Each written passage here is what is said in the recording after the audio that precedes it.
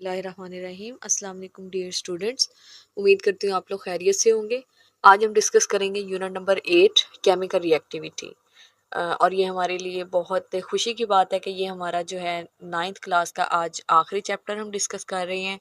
इस चैप्टर के बारे में रूमर्स ये कि ये चैप्टर जो है वो बहुत मुश्किल है और मतलब इस तरह की बातें स्टूडेंट्स करते हैं कि ये चैप्टर बहुत मुश्किल है, बहुत लेंथी है, ये हमसे नहीं होगा, तो इस तरह की। लेकिन ऐसा कुछ भी नहीं है।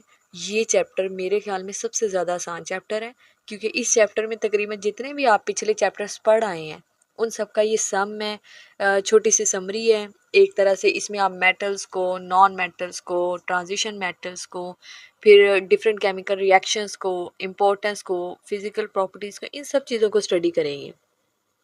और इसके अलावा इस चैप्टर में और कुछ भी नहीं दिया हुआ।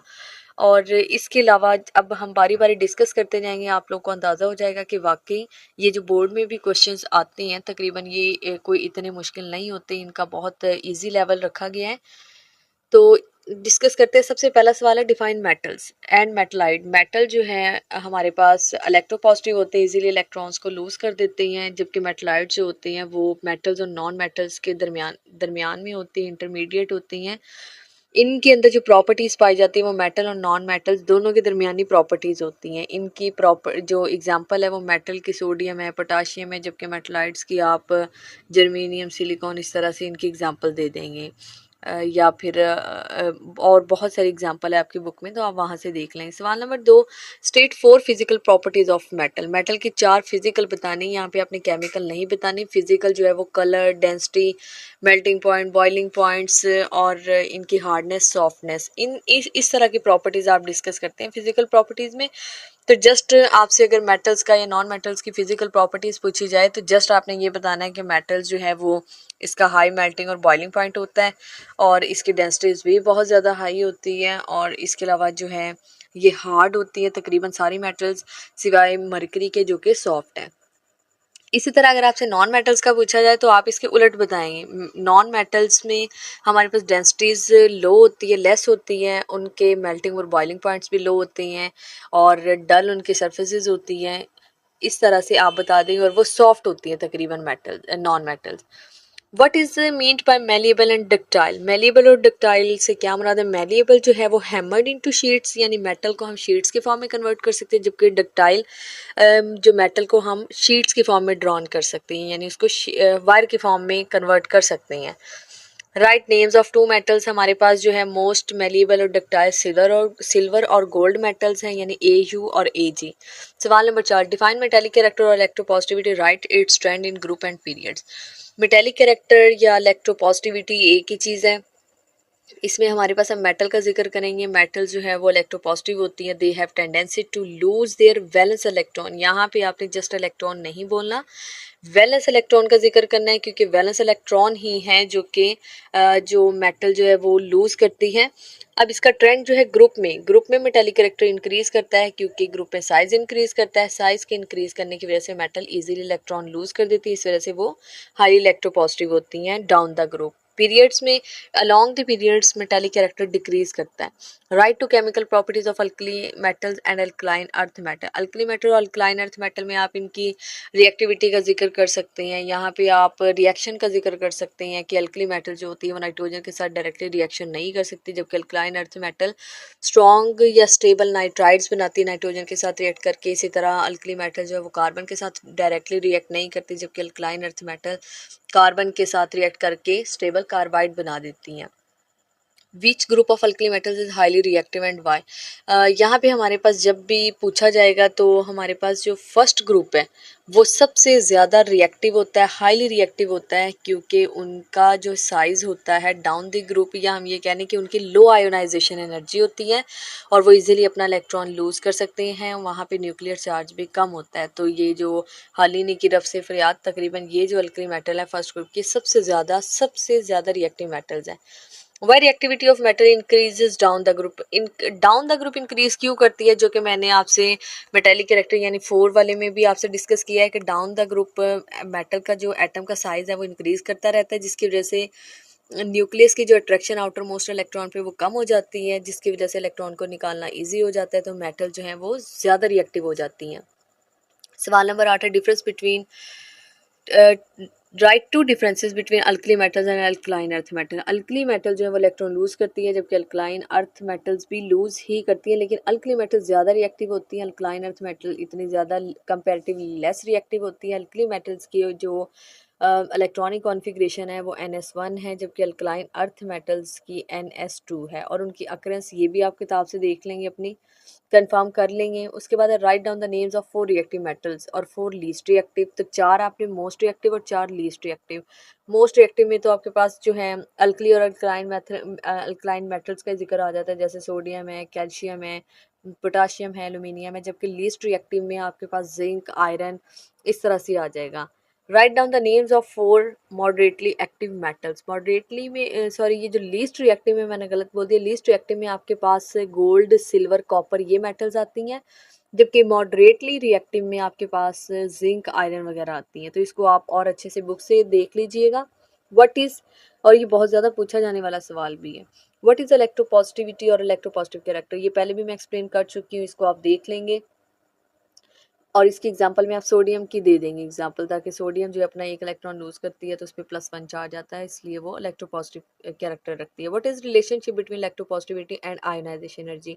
इन दोनों के दरमियान इन्वर्स रिलेशन है, जितनी आयोनाइजेशन एनर्जी होगी इलेक्ट्रोपॉजिटिव कैरेक्टर उतना ही कम होगा, क्योंकि न्यूक्लियर जो है अट्रैक्शन ज़्यादा होती है, जिसकी वजह से हमें इलेक्ट्रॉन्स को निकालने में मुश्किल होती है, इस वजह से हाई एनर्जी देनी पड़ती है, तो वो इलेक्ट्रोपॉजिटिव कैरेक्टर कम हो जाता है, जबकि आयनाइजेशन एनर्जी ज़्यादा हो जाती है। लेकिन अगर कहीं आयनाइजेशन एनर्जी कम है तो वहाँ पे इलेक्ट्रोपॉजिटिव कैरेक्टर, इसका मतलब इनके दरमियान इन्वर्स रिलेशनशिप है। Describe any 2 uses of sodium. Sodium के आप 2 यूजेस देख लेंगे, सोडियम लैंप वगैरह में कहाँ पे इस्तेमाल होती है, 2 यूजेस ही इसके दिए हुए हैं, और वो 2 आप अच्छे से किताब से देख लेंगे। Why sodium is more reactive than magnesium. Magnesium की निस्बत सोडियम की वही बात है, सोडियम अल्कली मेटल है और मैग्नीशियम जो वो अल्कलाइन अर्थ मेटल है। सोडियम की इलेक्ट्रॉनिक कॉन्फ़िगरेशन NS1 है, मैग्नीशियम की NS2 है।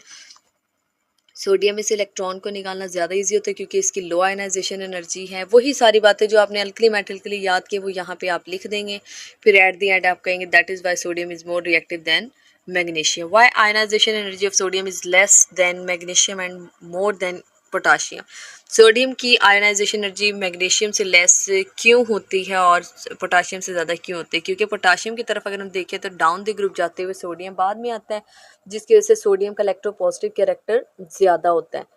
तो सोडियम का अगर इलेक्ट्रोपॉजिटिव कैरेक्टर ज़्यादा होगा तो आपके पास जो है नीचे जैसे जैसे जाएंगे हाली ने की, यानी पोटाशियम का साइज़ बड़ा होता है जबकि सोडियम का कम होगा, तो पोटाशियम ज़्यादा इलेक्ट्रोपॉजिटिव होगा। इलेक्ट्रोपॉजिटिव होगा तो उसकी आयनाइजेशन एनर्जी सोडियम की उतनी ही कम होगी इससे। इसी तरह आप मैग्नीशियम की बता देंगे यहाँ पे, और अच्छे से इसको आप बुक से देख लेंगे। Write down melting and boiling points of sodium metal. ये भी आप बुक से देखेंगे क्योंकि वहाँ पे एग्जैक्ट डिजिट्स आपको लिखे होंगे। फिजिकल प्रॉपर्टीज़ ऑफ जो है alkali metals and alkaline earth metal में इसका आंसर होगा। आप वहाँ से मेल्टिंग और बॉइलिंग पॉइंट्स याद करेंगे exact. Write down any 2 properties and uses of magnesium. Mostly ये जो है वो सल्फर के कंपाउंड्स को पेट्रोलियम से रिमूव करता है और रिड्यूसिंग एजेंट के तौर पे यूज़ होता है टू प्रोड्यूस जिरकोनियम, क्रोमियम, इस तरह की मेटल्स को।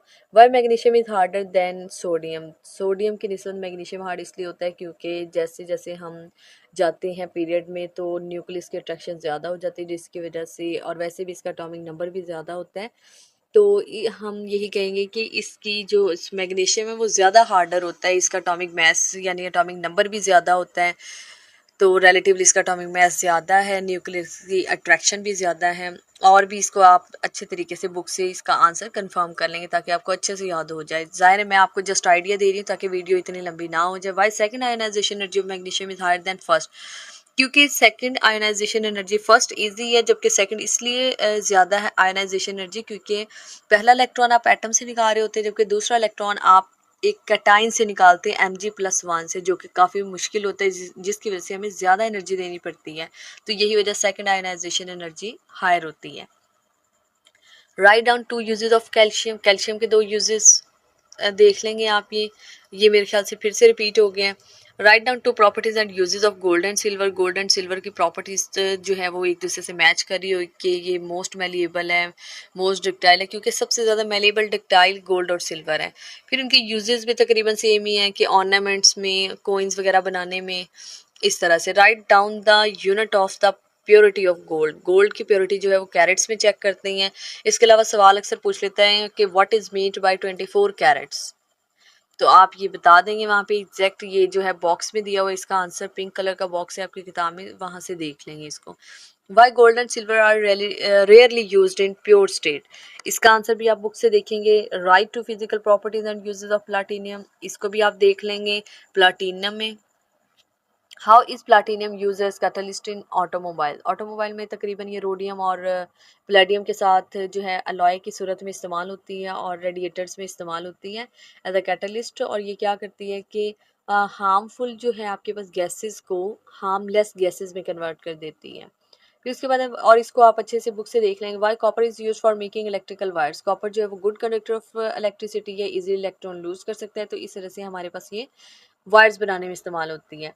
Right any two chemical properties of non metal. Non metals की दो केमिकल प्रॉपर्टीज आप बता देंगे जो कि मेटल्स से उलट होगी, तो ये आप बता देंगे कि ये आपके पास एसिडिक ऑक्साइड्स बनाती हैं और इजीली इलेक्ट्रॉन लूज नहीं करती बल्कि ये गेन करती हैं electron. How nitrogen is important for human. Nitrogen इस तरह से इंपॉर्टेंट है कि नाइट्रोजन हमारे एटमॉस्फेयर में मौजूद है 78% मैक्सिमम, इस यही मौजूद है 78%। और ये जो है कंबस्शन को कंट्रोल करती है, कंबस्शन प्रोसेस को, फायर वगैरह को। अदरवाइज जो है ज़मीन पे या रूहे अर्ज पे जितनी भी चीज़ें हैं वो जलकर राख हो जाए अगर नाइट्रोजन ना हो तो। Write two physical properties and uses of non metals, ये भी आप बुक से करेंगे। Why H F is a weak acid. Weak acid से मुराद ये है कि जो अपना प्रोटॉन आसानी से ना दे। एच एफ वीक एसिड है क्योंकि एच और एफ के दरमियान स्ट्रॉन्ग हाइड्रोजन बॉन्डिंग मौजूद है जिसकी वजह से फ्लोरीन जो है अपने साथ वाले हाइड्रोजन को ईजिली नहीं जाने देता, तो ये वीक एसिड है। Show the reactions of chlorine and NaOH in cold and hot condition, इसको भी आप देख लेंगे। इसका फ़र्क ये होगा कि दोनों की प्रोडक्ट्स डिफरेंट आ रही होगी आपके पास, जब कोल्ड स्टेट में रिएक्ट करता है और जब हॉट में। ये भी आप बुक से देख लेंगे। Write down the reactions of fluorine with water, ये भी आप किताब से रिएक्शन देख लेंगे। चूँकि ये वीडियो लंबी हो जाती है तो फिर जो आपके लिए मुश्किल भी होता है देखना, इसलिए आप इन क्वेश्चंस को नोट डाउन कर लें। तकरीबन यही जो चैप्टर्स इस चैप्टर में से यही सवाल जो है वो बार बार रिपीट होते हैं। अगर आप ये सवाल कर लेते हैं तो आपका ये चैप्टर बहुत अच्छे तरीके से स्टूडेंट्स तैयार हो जाएगा। Best of luck. चैनल को सब्सक्राइब करें, लाइक करें, शेयर करें और बेल आइकन को प्रेस करना मत भूलें। शुक्रिया।